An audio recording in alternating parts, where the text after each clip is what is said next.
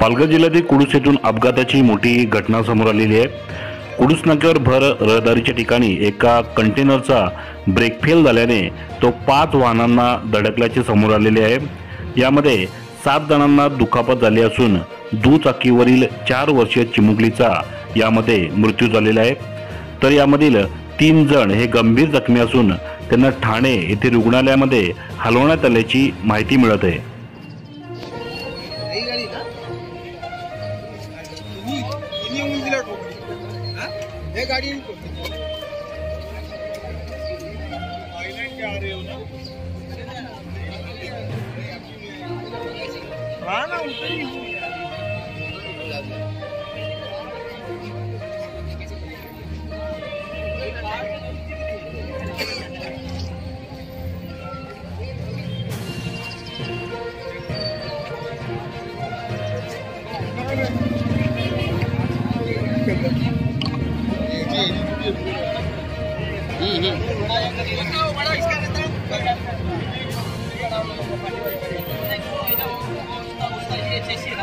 गाड़ी गाड़ी पीछे लेके जाएगा ना थोड़ी सी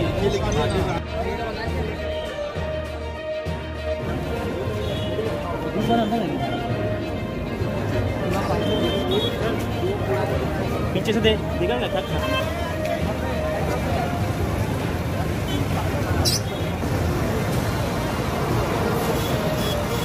कुडूस नाक्यावर आत्ता हा भयानक ॲक्सिडेंट झालेला आहे।